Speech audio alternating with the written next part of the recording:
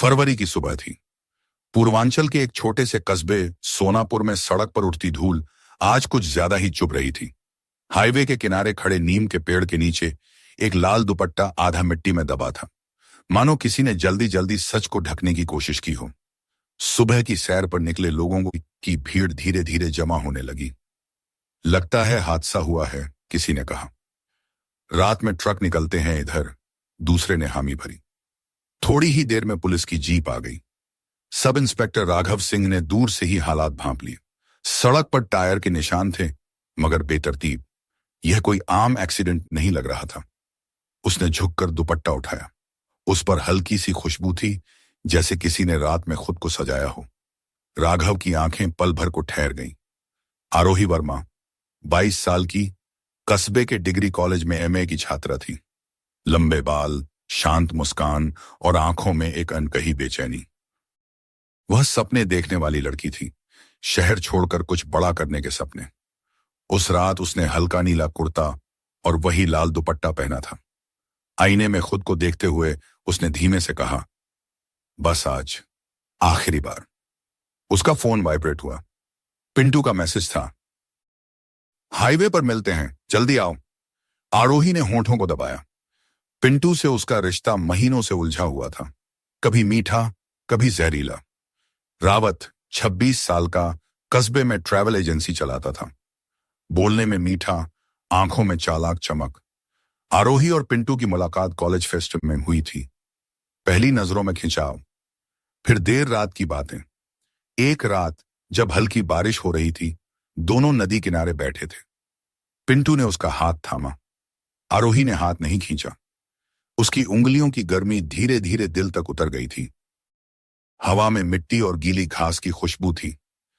अगर तुम मेरे साथ शहर चलो, पिंटू ने कहा, तो सब बदल जाएगा। आरोही ने उसकी तरफ देखा, बहुत करीब से। उसकी सांसें टकराईं। एक पल के लिए दुनिया सिमट गई, लेकिन भरोसा अधूरा रह गया।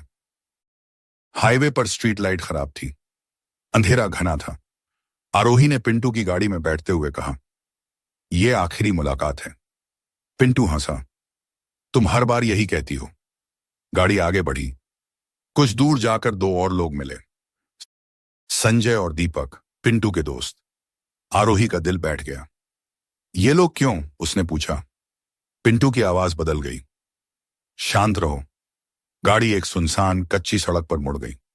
आरोही ने दरवाजा खोलने की कोशिश की। संजय ने हाथ पकड़ लिया। छोड़ो मुझे। उसकी आवाज कांप रही थी। एक पल के लिए पिंटू की आंखों में हिचक थी, लेकिन अगला ही पल गुस्सा। तुम समझती क्यों नहीं? उसने चिल्लाकर कहा। हाथापाई हुई। आरोही गिर पड़ी। उसका दुपट्टा छूट गया। कुछ देर बाद सिर्फ खामोशी थी। सुबह तक कहानी बना दी गई। हाईवे एक्सीडेंट, लेकिन राघव सिंह को शक था। मोबाइल गायब था, छोटें सीधी नहीं थीं। उसने एसपी अनुज मलिक से बात की। सर, यह हादसा नहीं लगता। 3 टीमें बनाई गई, सर्विलांस, फील्ड एंड टेक्निकल। 3 दिन बाद एक सर्विस सेंटर से सूचना मिली। एक फोन फ्लैश कराने लाया गया था। फोन आरोही का था। व्हाट्सएप बैकअप निकाला गया। पिंटू और आरोही की चैट। मैं डरती हूं तुमसे, मुझे अकेला छोड़ दो। आज आखिरी बार मिलते हैं। राघव की उंगलियां सख्त हो गईं। पिंटू को रात में हिरासत में लिया गया। पूछताछ के दौरान वह पहले हंसता रहा, फिर चुप, फिर टूट गया। गलती हो गई साहब, उसने कबूल किया। गाड़ी से कुचलने की योजना, सब कुछ डराने के लिए था, लेकिन डर मौत बन गया। संजय और दीपक भी पकड़े गए। कस्बा सन्न था। लोग फुसफुसा रहे थे। राघव देर रात हाईवे पर खड़ा था। हवा में वही धूल। उसे आरोही की मुस्कान याद आई, जो उसने कभी देखी नहीं थी, मगर महसूस कर ली थी। केस बंद हो गया। अदालत की तारीखें शुरू हुईं।